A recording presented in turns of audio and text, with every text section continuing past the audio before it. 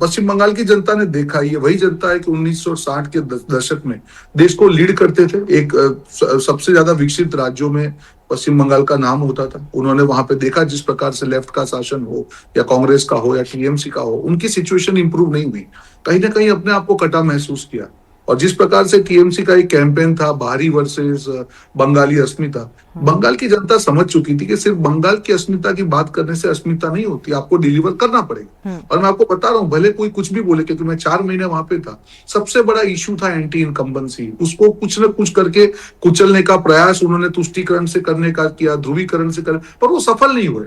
आज महिला मुख्यमंत्री के होने के बावजूद भी आरजी कर जैसे इंसिडेंट हो और आप उसको प्रोटेक्ट करने की बात करें, दुर्गापुर के इंसिडेंट के बाद में आप ये कहें कि लड़कियां बाहर ना निकले, तो जनता को कहीं ना कहीं उनका विश्वास खत्म हो चुका था टीएमसी पे। सामने भाजपा थी, भाजपा ने पूरे देश में जहां जहां मोदी जी के नेतृत्व में सरकार है वहां पे डिलीवर करके दिखा। और पूरी देश की जनता के साथ साथ पश्चिम बंगाल की जनता ने भी देखा कि युद्ध के समय में क्या जिम्मेदारी से सरकार ने अपना काम किया।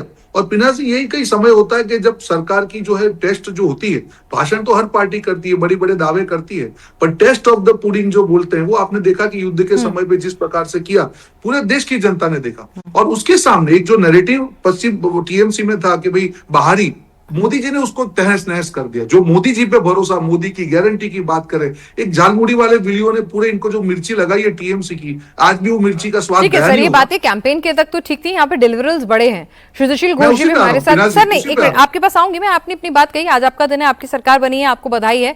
लेकिन सबसे बड़ी बात, सुशील जी, घुसपैठी है, जिसको लेकर लगातार कैंपेन का मुद्दा बनाया गया, और आज से नहीं पहले से भी। और हर बार कहा जाता था, जब कहा जाता था कि भाई जिम्मेदारी तो केंद्र की है बॉर्डर सिक्योरिटी करना, बीएसएफ भी उनके अधीन है, तो क्यों हो रही है घुसपैठ, क्यों नहीं वापस भेज देते, तो ये जवाब आता था कि भाई हमारी सरकार नहीं है, सपोर्ट नहीं मिल रहा है, जमीन नहीं मिल रही है फेंसिंग के लिए, वहां पर मुफीद माहौल नहीं है। अब कुछ नहीं बचेगा एक्सक्यूज। असम, पश्चिम बंगाल, केंद्र, सब जगह आपकी सरकार है। विपक्ष भी ताल ठोक के पूछेगा, भाई जिन घुसपैठियों के नाम आप कटवा रहे थे, जिनकी बात कर रहे थे, उनको वापस कब भेज रहे हैं, कहां भेज रहे हैं, तस्वीरें दिखाइए, डेटा दिखाइए। बिल्कुल पिनाक जी, देखिए यहाँ पर जब कैंपेन हो रहा था तो भाजपा का एक कैंपेन का लाइन था ट्रिपल डी, जो खुद अमित शाह जी ने यहाँ पर बोल के गया था। पहले उसको डिलीट करो, डिटेक्ट करो, उसके बाद डिलीट करो और उसके बाद डिपोर्ट करो। तो ये जो डिटेक्ट और डिलीट वाला पार्ट एसआईआर में हो गया। हालांकि जो हम लोग यहाँ पर ग्राउंड में काम कर रहे हैं उसको मालूम है, ये जो डिलीट और डिटेक्ट का काम है ये 60% हुआ है। 40% अभी भी वोटर लिस्ट में जो है वो रोहिंग्या बांग्लादेशी है, उसका फिर से एसआईआर करना पड़ेगा, फिर से उसका जो डिटेक्शन है वो करना पड़ेगा। बट जो ऑलरेडी डिटेक्टेड है उसके बाद ट्राइब्यूनल के टाइम है, लेकिन उसके बाद क्या होगा, डिपोर्ट तो आपको करना ही पड़ेगा। और नहीं करेंगे तो बंगाल का जो हिंसा है उसको आप क्लियर नहीं कर सकते हो, जिसका सबसे बड़ा उदाहरण है भाजपा यहाँ पर जीतने के बाद भी चंद्रनाथ रौत, पीए शुभेंदु अधिकारी, उनका डेथ हो जाती है। ये तो एक बड़ी बड़ी बड़ी पार्ट है। दूसरी बात ये भी है, जो हमने भी बार बार क्वेश्चन पूछा कि ये फेंसिंग का काम क्यों नहीं हो रहा है, तो भाजपा से ये बोला गया था कि भाई टीएमसी सरकार यहाँ पर जमीन नहीं दे रहा था। हालांकि स्वराष्ट्र मंत्रक ने उसका जो फंडिंग है वो भी अलॉट कर दिया, बट वो जमीन नहीं मिल रहा था, इसलिए बीएसएफ वहां पर कुछ काम नहीं कर पा रहा था। लेकिन अभी गवर्नमेंट भाजपा का हो गया तो फर्स्ट प्रायोरिटी वो फेंसिंग कंप्लीट करना है, एकदम मतलब टॉप स्पीड में, वंदे भारत का स्पीड में वो काम करना है, सो दैट नए कोई यहाँ पर घुस नहीं पाए। हालांकि कुछ कुछ एरिया है जहां पर जियोग्राफिकल कारण में उसको फेंसिंग आप नहीं कर सकते हो, जैसे सुंदरबन का एरिया है, बहुत सारे नदियां है वहां पर, तो वहां पर आप फेंसिंग कैसे करोगे। लेकिन अगर ये वॉच टावर बन जाते हैं, वहां पर अगर आधुनिक बोट होता है जिसे बीएसएफ उसको पूरा कवर कर सकता है, तो ये सारे घुसपैठिया का काम खत्म हो सकता है। और ये अगर नहीं होगे तो ये नॉट ओनली फॉर बंगाल, पूरे देश के लिए थ्रेट बन चुका है।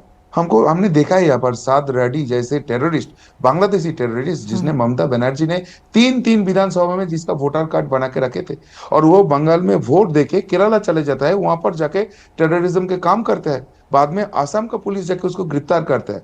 तो ये जो अभी सर्कल बन गया है, आसाम, त्रिपुरा, पूरा नॉर्थ ईस्ट भाजपा के अंदर है, बंगाल है, बिहार का सपोर्ट है, उड़ीसा है, तो पूरा सेगमेंट यहाँ पर आ गया है। अभी कोई एक्सक्यूज नहीं चलेगा, अभी डिलीवरेबल का टाइम है, और ये गवर्नमेंट करेगा, ये पहले ही ये इंडिकेशन दे रहा है, क्योंकि जब आज ओथ सेरेमनी हो गया उसके बाद शुभेंदु अधिकारी कई सीनियर लीडरों के साथ वहां पर जो स्वराष्ट्र सचिव है, वहां पर जो मुख्य सचिव है, उनके साथ टेंट में जाके मीटिंग में बैठ गया। उनके मतलब गवर्नमेंट में दिमाग में भी है कि ये हाई प्रायोरिटी टास्क है, ये करना ही है, और नहीं तो जनता अभी कुछ एक्सक्यूज नहीं सुनने वाला है। ठीक है, बिल्कुल। और आपके पास कोई जब जिम्मेदारी इतनी बड़ी है, जब मैंडेट इतना बड़ा है, तो जाहिर सी बात है एक्सपेक्टेशंस भी बड़ी हैं और अब कुछ एक्सक्यूज नहीं रह जाएगा।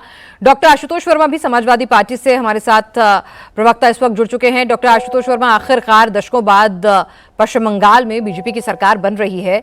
सरकार ने कैंपेन के दौरान बड़े बड़े वादे किए थे, सोनार बांग्ला बनाने का सपना दिखाया था, घुसपैठियों को डिपोर्ट करने का बात की थी। अब जाहिर सी बात है बतौर विपक्ष आप लोग सब चेक एंड बैलेंस रखेंगे इन तमाम आंकड़ों पर? नहीं, धन्यवाद पिनाक जी। और जाहिर सी बात है कि जिस चुनाव को इतना ज्यादा पोलराइज करने के बाद हम लोगों ने तो वाकई इतना ज्यादा पोलराइजेशन देखा ही नहीं, जिस लेवल में हम उत्तर प्रदेश में नहीं एक्सपेक्ट करते थे। उस समय उस व्यक्ति ने चुनाव को इतना पोलराइज किया और उसी के बाद उसको मुख्यमंत्री बना दिया, ये बड़ा अजीब सा रहा। खैर, मैं भी भारतीय जनता पार्टी के प्रवक्ता रोहन जी से सुन रहा था कि एंटी इनकम्बेंसी थी। ये एंटी इनकम्बेंसी सिर्फ क्या विपक्ष के लिए थी कि आपके लिए भी कभी रहती है? गुजरात में 1995 से, जिस राज्य से आप आते हैं, भारतीय जनता पार्टी की सरकार है, वहां एंटी इनकम्बेंसी क्यों नहीं आती है? कभी इसके बारे में सोचा है आपने? असम में 2016 से आपकी सरकार है एनडीए की, वहां आपको एंटी इनकम्बेंसी नहीं दिख रही है। यूपी में आपको नहीं दिख रही है, लेकिन विपक्ष एंटी इनकम्बेंसी के लिए परेशान। देखिए, कहानी कुछ और है और दिखाई कुछ और जा रही है। पिनाक जी, हम सब जानते हैं कि बंगाल के चुनाव को किस तरीके से भारतीय जनता पार्टी ने और चुनाव आयोग ने मिलकर इसको लूटा है। और केरल में क्या हुआ है सर? लूट है। केरल में सब निष्पक्ष तरीके से काम हुआ है, अच्छे से काम हुआ है ना? केरल पे भी आ रहे हैं। अच्छा अच्छा। आप मुझे ये बताइए कि किस जगह पर एक साथ 90 लाख वोटों को नाम हटा दिया जाता है, और कौन सा ऐसा राज्य है पूरे देश में जिसमें 27 लाख नामों पे ये कहा जाता है कि ये सिंपल डिस्क्रिपेंसी की वजह से ये वोट नहीं देंगे। आपको पता है ना, जहां एसआईआर में नाम कटे हैं उसमें टीएमसी की जीत भी हुई है, ये मालूम है आपको? मेरी बात सुनिए ना, ये बात ठीक है। टीएमसी की जीत 80 जगह पे हुई है, 200 जगह भारतीय जनता पार्टी की है। किस जगह पर कोई भारतीय जनता पार्टी का पूर्व लोकसभा सांसद हुमायूं कबीर जैसे जाके राम मंदिर और बाबरी मस्जिद का मसला उड़ाता है?